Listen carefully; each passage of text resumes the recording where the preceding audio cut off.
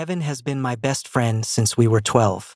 Same soccer team, same math class, same terrible haircut phase in 8th grade. We've basically grown up side by side. Everyone always joked that we were an old married couple because we bickered constantly but never actually stayed mad at each other. He's the kind of guy people assume has everything figured out. Confident, loud laugh, captain of the college intramural team now. Girls always orbiting him. And me? I'm more low-key. Graphic design major, quieter, more observant. I've always been the one listening while Kevin talks. And yeah, I've been in love with him for years. I never planned on telling him. I'd accepted that some feelings are just background noise you learn to live with. He dated girls. I dated, well, mostly no one serious. I came out in sophomore year of college. He was the first person I told. He didn't even blink. Okay, he'd said, shrugging. You're still you. That's all I care about. That should have been enough. It was enough. Until this summer. We were both back in our hometown after finals, working part-time jobs and pretending we weren't terrified of actual adulthood creeping closer. Kevin's parents were away for the weekend at some anniversary trip, and of course he invited me over. Movie night. Like old times. He'd texted. I didn't think twice about it. We ordered takeout, sprawled across his bed like we used to in high school, arguing about what to watch. He kept bumping his knee against mine, absent-mindedly at first. Or at least I thought it was absent-minded. At some point during the movie, he got quieter. You ever think about how weird it is? He said suddenly, staring at the ceiling instead of the screen, that we've basically shared every version of ourselves with each other? I laughed. That's dramatic. I'm serious. There was something in his tone that made me turn my head. He was already looking at me. Not joking. Not teasing. Just looking. My heart started doing that annoying thing where it feels like it's trying to punch its way out of your ribs. What's going on in your head right now? He asked. That's a dangerous question. Jason. He only uses my full name when he wants a real answer. I hesitated. Then, because I'm apparently incapable of protecting myself around him, I said, I think about how different things would be if you weren't straight. I tried to say it lightly, like a joke. He didn't laugh. Instead, he swallowed. Actually swallowed. I watched his throat move. Who says I am? He said quietly. I blinked. Kevin. No, I mean it. The air in the room shifted, like the pressure dropped or something. My ears were ringing. You've only ever dated girls, I said carefully. Yeah. And maybe that doesn't automatically mean anything. I sat up a little. Are you saying you're bi? I don't know what I am, he admitted. I just know that when you came out, I started noticing stuff. Noticing what? You. That's the moment everything tilted. He didn't say it confidently. He didn't smirk or wink. He looked nervous. Kevin never looks nervous. I think about you, he continued, words coming faster now. Like more than I should. I think about what it would be like to. He cut himself off. My mouth felt dry. To what? He stared at me for a long second, like he was deciding whether to jump off a cliff. When we finally pulled apart, we just stared at each other. Kevin's breathing was uneven. Okay, he said, voice barely above a whisper. So that happened. I let out a shaky laugh. Yeah, it did. Silence stretched between us. We can't tell anyone, he said suddenly. The words hit harder than I expected. What? I mean, he ran a hand through his hair. My parents. The guys. Everyone. They'd freak out. They already think we're too close. I knew he was right. Our town isn't exactly progressive. And Kevin's whole identity has always been wrapped up in being the golden boy. So what are you saying? I asked. I'm saying, maybe this is just ours. His eyes searched mine. We don't have to label it. We don't have to announce anything. We just see where it goes. In private. A secret. Part of me hated that idea immediately. I've never wanted to be someone's hidden experiment. But another part of me, the part that had been in love with him since we were kids, was selfish. I didn't want to lose this before it even started. So we pretend nothing's changed? I asked. In public? Yeah. And in private? Private, he said softly. We don't pretend. I should have said no. I should have demanded clarity or respect or something braver than what I felt. Instead, I leaned in and kissed him again. And just like that, we decided to keep it a secret. The first rule of keeping a secret with your best friend? Act normal, which is harder than it sounds when your best friend is now the guy who kisses you when no one's looking. The next morning, Kevin's mom came home early. I woke up to the smell of coffee and the sound of cabinet doors downstairs. For a split second, I forgot what had happened the night before. "Kev," I whispered. He shifted behind me, groggy. Your mom's home." That woke him up. He pulled his arm away so fast it almost hurt.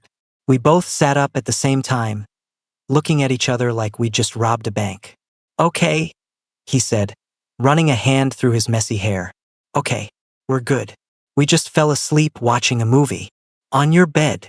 We've done that before." He wasn't wrong, but it felt different now.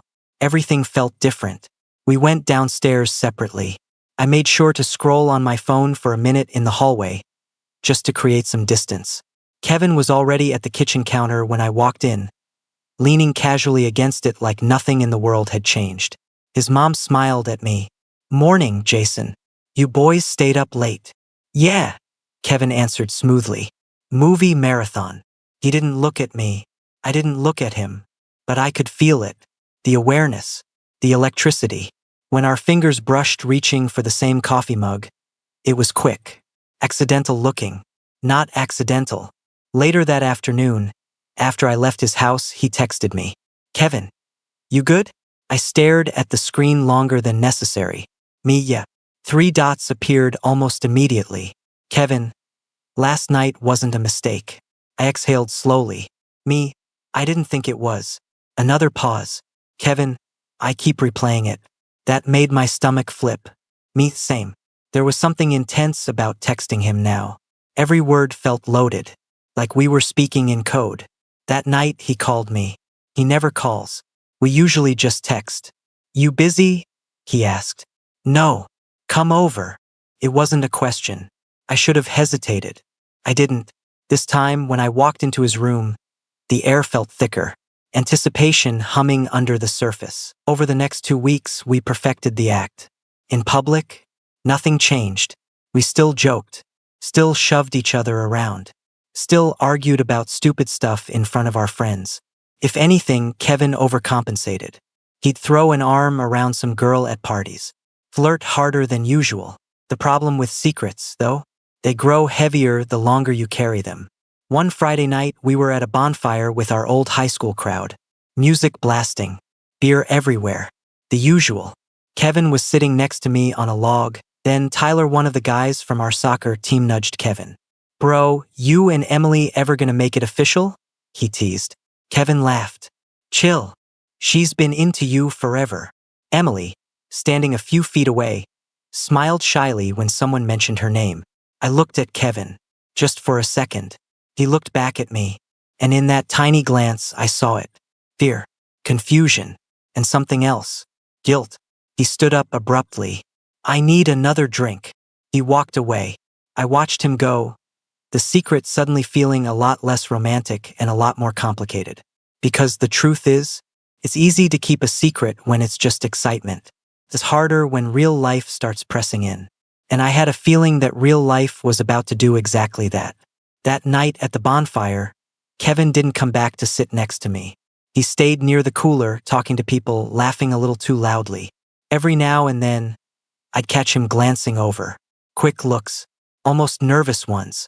I pretended not to notice. Instead, I focused on the fire, poking at the glowing wood with a stick like I was deeply invested in combustion science. Eventually, Emily sat down beside me. "You okay?" she asked. I blinked. "Yeah." "Why? You look like you're thinking about something heavy." I forced a smile. "Just tired." She nodded, but her eyes lingered on me like she didn't quite believe it. Across the clearing, Kevin laughed at something Tyler said, then looked over again. Our eyes met. He looked away first. That hurt more than I expected.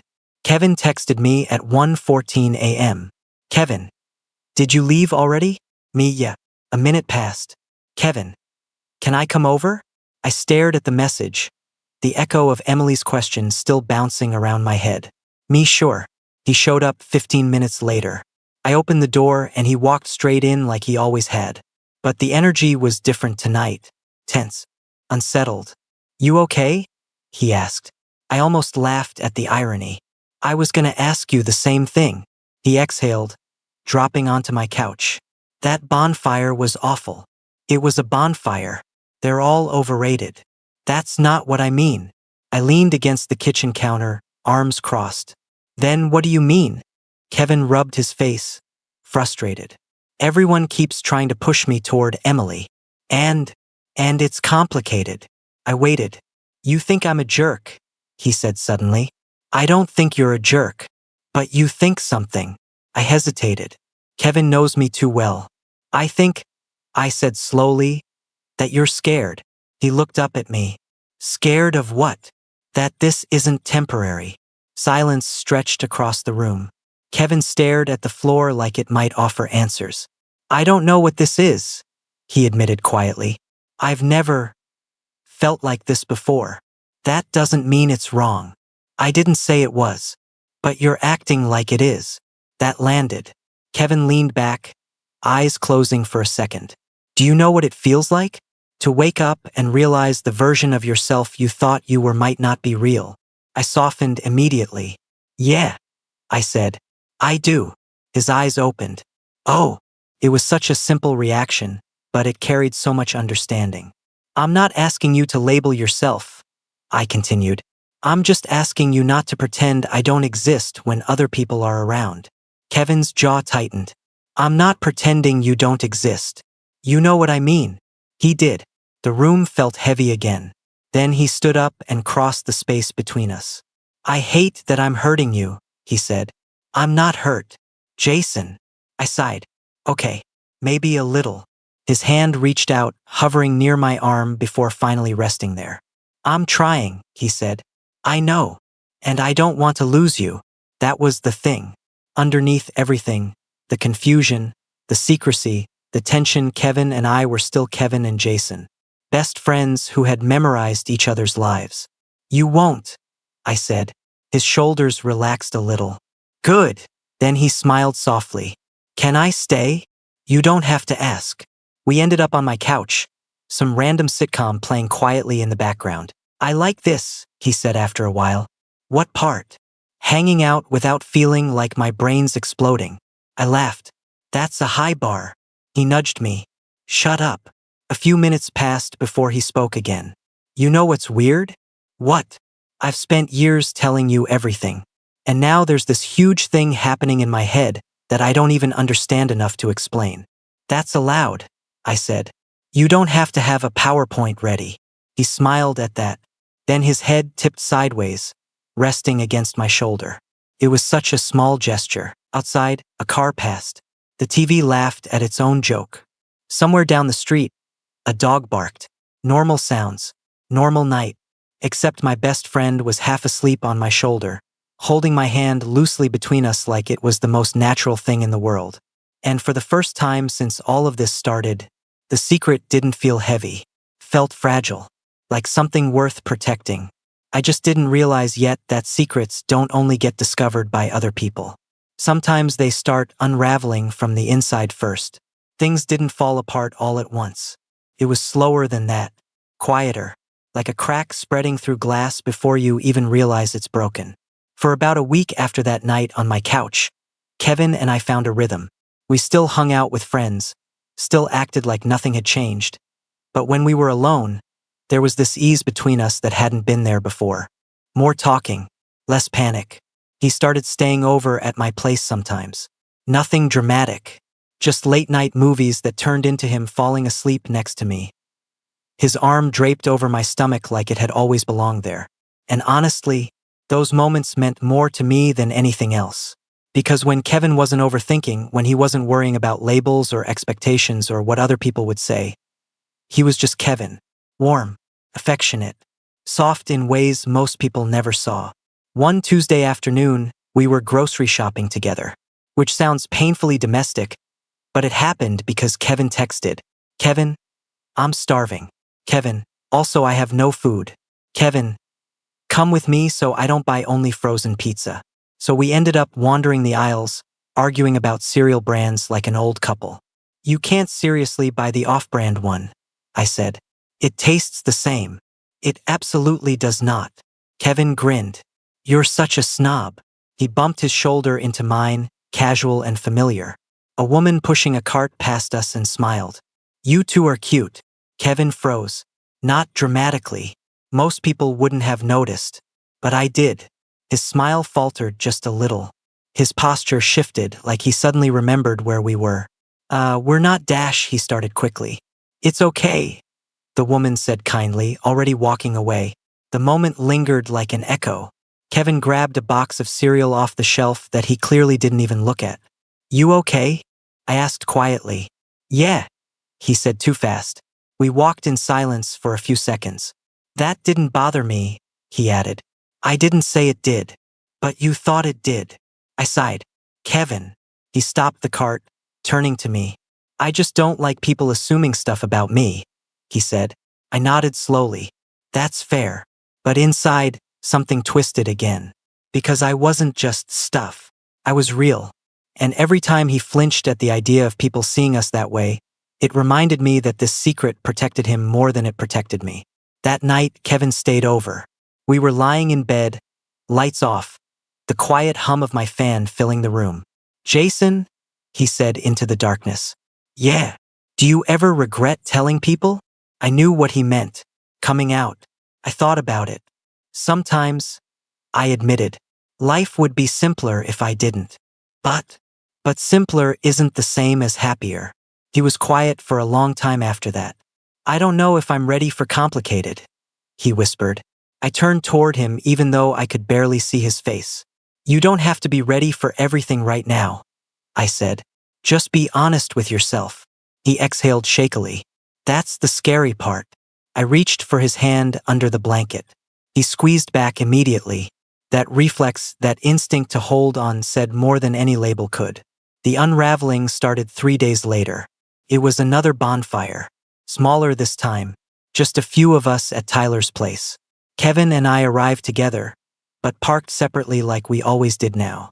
Inside, music played, people talked, drinks were passed around. I was standing near the kitchen island when Emily walked up. Can I ask you something? She said. Sure. She hesitated. Is Kevin okay?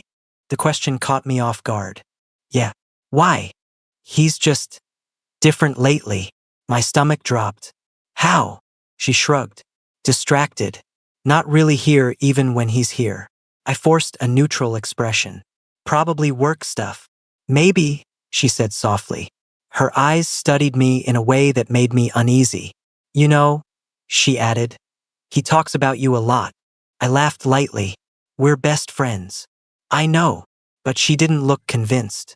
Across the room, Kevin was laughing with Tyler again, beer in hand. He glanced over, saw us talking, and immediately started walking toward us. Hey, he said, slipping between us almost instinctively. Emily smiled politely. I'm gonna grab another drink. She walked away. Kevin watched her go, then looked at me. What did she want? Just checking on you. He frowned. That's weird. Not really. Kevin leaned closer, lowering his voice. Did she ask anything else? The urgency in his tone made my chest tighten. No. He studied my face like he was searching for cracks. Then Tyler called his name and the moment broke. But I couldn't shake the feeling that something had shifted. Not exposed. Not yet. But noticed. And sometimes being noticed is the beginning of everything coming undone. I knew we were in trouble the second Kevin grabbed my wrist. Not hard. Not aggressive. Just quick. Instinctive. Tyler had dragged him toward the backyard, yelling something about shots. I stayed behind in the kitchen, pretending to scroll through my phone, trying not to replay the way Emily had looked at me. Then Kevin came back inside. His eyes found me immediately. Bathroom, he muttered under his breath. Before I could respond, his fingers wrapped around my wrist and pulled me down the hallway. It was subtle enough that no one called it out, but not subtle enough. We slipped into the downstairs bathroom, and he locked the door. What are you doing? I hissed. I needed a second. With me. Yes, with you. The music outside thumped through the walls. Voices overlapped. Someone laughed too loud. You practically ran over when you saw me talking to Emily. His jaw tightened. What did she say? Kevin. What did she say? Nothing. She thinks you're distracted. He exhaled sharply. That's it. That's it.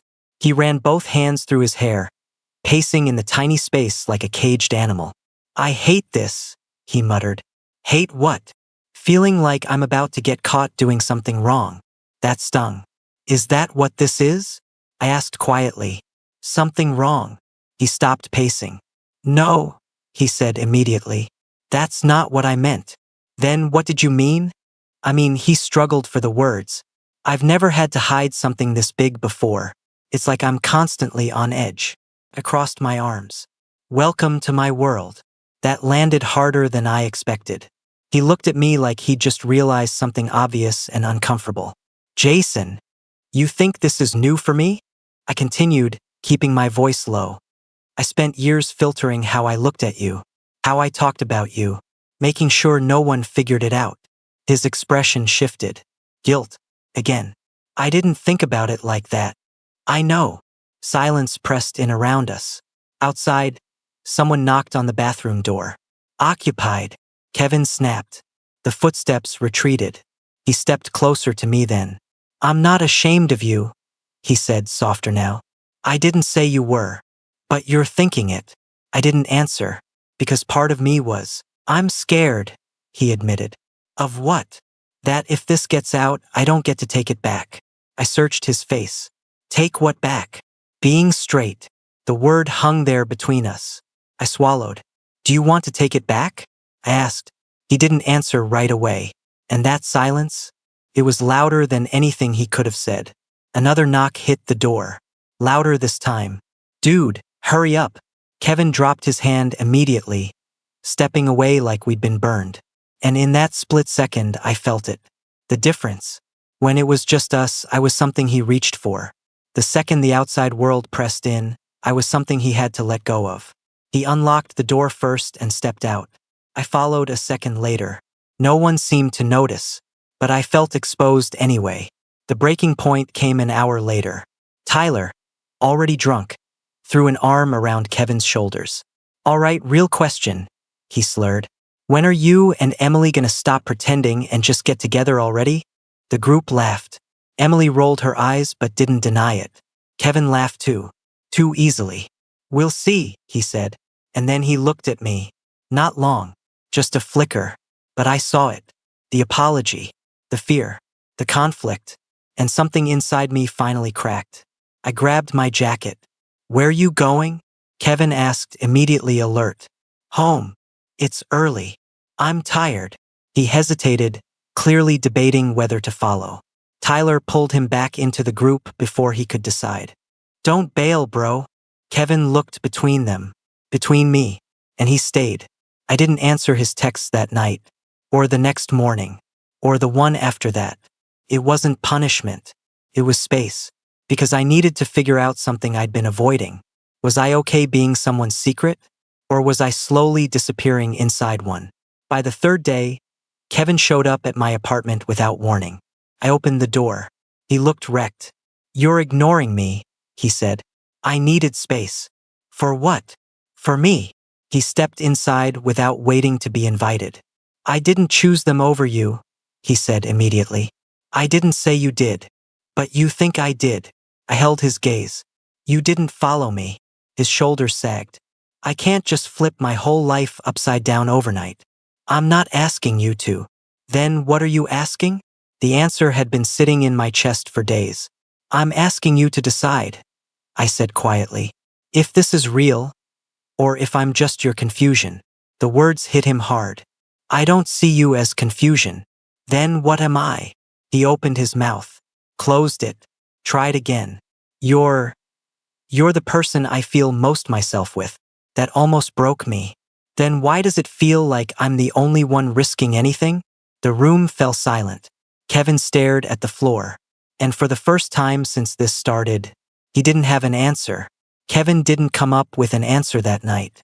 He just stood there in my living room, looking like someone had taken away the script he'd been relying on. I don't want to lose you, he said again, like that was the only solid thing he had left. You won't, I replied. Not as my best friend. The distinction landed. His eyes snapped up. Just your best friend? I forced myself to stay steady. I can't keep doing this halfway. He ran a hand down his face. You think this is easy for me? No, I said honestly. I think it's terrifying for you. Then why are you acting like I'm the villain? I'm not. My voice softened. But I can't be the only one brave here. That hung between us. Kevin has always been brave in obvious ways. He'll start fights if someone disrespects a friend. He'll take risks on the field. He'll say what everyone else is thinking. But this wasn't loud bravery. It was quiet, personal, identity level. And that scared him more than anything. I need time, he said finally. I know. And you're saying you won't wait? That hurt. I've already been waiting, I said gently. For years. His face changed when I said that, because he knew it was true. The room felt smaller suddenly, like the walls were inching closer. So what happens now? He asked. Now, we breathe, I said. We stop sneaking around. We stop pretending we're in some movie where secrets are romantic. They were kind of romantic, he muttered weakly. I gave him a sad half-smile. For a minute, silence again. Then he asked the question I think he'd been avoiding since the grocery store. If I tell people, if I even just tell them I'm not straight, everything changes. Yes, my parents, the guys, soccer, all of it. Yes, he swallowed hard. And what if I tell them, and then I realize I'm wrong? That was the most honest thing he'd said all night. I stepped closer. Then you'll still be you, I said. Just a version of you who tried to be honest. His eyes were glassy now, but he blinked it away. I don't know how to do this, he admitted. You don't have to do it perfectly. Another long pause. Then quietly, I need a few days. I nodded. That's fair. He looked like he wanted to hug me, or kiss me, or both. Instead, he just stood there awkwardly, like we'd suddenly forgotten how to exist around each other. I'll text you, he said. Okay. He left without touching me, and somehow that hurt more than any argument. The next 3 days were hell. Not dramatic, screaming into a pillow hell. Quiet hell. Kevin didn't text. He didn't call. He didn't show up. I told myself that was good, that it meant he was actually thinking instead of reacting. But every time my phone buzzed and it wasn't him, something in my chest dropped. On the 4th night, Tyler invited everyone over again. I almost didn't go. But hiding at home felt worse. When I walked in, Kevin was already there. And he looked different. Not physically, just grounded, like he'd made a decision. Our eyes met across the room. He didn't look away this time. He walked straight toward me. Hey, he said. Hey, you got a minute? Yeah. We stepped outside onto the back porch. The noise of the party muffled behind the door. Cold night air hit my face. Kevin leaned against the railing, staring out into the dark yard. I told my sister, he said. My heart skipped. What? I told her I've been questioning stuff. I blinked. Kevin. She didn't freak out, he rushed on. She didn't laugh. She just said she kind of figured. Couldn't help it. I smiled. Of course she did. He let out a shaky laugh. I didn't say your name, he added. That's okay. But I told her there's someone. My chest tightened. And she said if I'm scared, that probably means it matters. That sounded like something his sister would say. Kevin finally looked at me. I don't know exactly what I am, he said. But I know I don't want to keep pretending I'm not feeling this. My breath caught. I'm not ready to announce it to the world, he continued. But I am ready to stop acting like you're a secret shame. The words hit hard. You're not a mistake, he said firmly. You're not confusion. And I'm not experimenting. I'm just figuring it out. Out loud, I asked carefully. He nodded once. With you. The porch light flickered slightly above us. Inside, someone shouted Kevin's name. He ignored it. I can't promise I'll be perfect, he said. I can't promise I won't get scared again. But I can promise I won't let you walk away alone next time. I searched his face. This wasn't panic. It wasn't adrenaline. It was quieter than that. Steadier. Are you sure? I asked. He stepped closer. No, he admitted. Then softer. But I'm sure about you. That was the difference. Not certainty about labels. Certainty about us. And maybe that was enough to start with. He reached for my hand. Not hidden between bodies. Not behind a locked bathroom door. Just there. On the porch. Under the light. He didn't lace our fingers. He just held on. The door behind us opened suddenly. Tyler stuck his head out. Yo, what are you two doing out here? Kevin didn't drop my hand. Talking, he said calmly. Tyler squinted at us. Then shrugged. Hurry up. You're missing the good stuff. The door closed again. My heart was pounding so loud I could hear it in my ears. Kevin looked down at our hands. Then back at me. And this time, he didn't let go. Kevin didn't let go of my hand for the rest of the night. Not dramatically. Not like he was making a speech. He just kept holding it. At first, it was subtle. We stood on the porch for another minute, both pretending we weren't hyper-aware of the contact. Then he gave my fingers a small squeeze. Still okay? He asked. I nodded. Yeah. You look like you're about to pass out. I might be. He laughed softly, and that laugh relaxed, unforced, made something unclench inside me. When we walked back into the house, he didn't immediately drop my hand. He also didn't announce anything. He just walked in next to me. Tyler was mid-story, waving a beer around. Emily sat on the couch. A couple other friends were scattered around the living room. No one noticed at first. Kevin's thumb brushed lightly over my knuckles. Then Tyler glanced down and paused. His eyes flicked from our hands to our faces. Wait, he said slowly. Are you too? Kevin didn't pull away. He didn't look panicked. He didn't look at me for permission either. He just said, calmly, yeah. The room went quiet. Not explosive quiet. Just confused quiet. Yeah, what? Tyler asked. Kevin exhaled through his nose, like he'd been holding that breath for years. Yeah, we're together. My heart slammed into my ribs so hard I thought it might bruise. Emily blinked. Someone across the room said, oh, that was it. No shouting. No chaos. Just processing. Tyler scratched the back of his neck. Since when? Kevin's fingers tightened slightly around mine. Not your business, he said. But he wasn't defensive. Just firm. Tyler stared at us for another second. Then he shrugged. Okay, he said simply. Cool. And just like that, the world didn't end. The music kept playing. Someone resumed their story. Emily gave me a small, complicated smile. Not angry, just surprised. Kevin leaned closer to me, voice low. I'm gonna throw up, he muttered.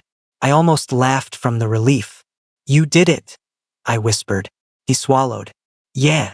And for the first time since this started, I felt the weight of the secret lift off my chest. It wasn't perfect after that. There were awkward conversations. Kevin told his parents 2 weeks later. His mom cried. Not because she was upset, but because she said she wished he hadn't felt like he had to hide. His dad took longer to process. There were weird looks from a couple guys on the team. One of them stopped texting Kevin altogether. But most people adjusted, because that's what people do. The biggest shift wasn't public. It was private. Kevin stopped flinching. You know what's crazy? He murmured. What? I thought keeping it a secret would make it safer. I smiled faintly. Did it? For a minute. He paused. But it also made it smaller. That hit me. Smaller how? Like it was something fragile. Something that couldn't survive daylight. He rolled onto his side to face me. This doesn't feel fragile anymore. No, I agreed. It doesn't. He studied my face for a long second. I'm still figuring myself out, he said quietly. I know.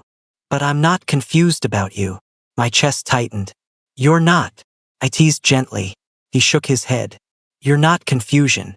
You're not a phase. You're not an experiment. His voice steadied.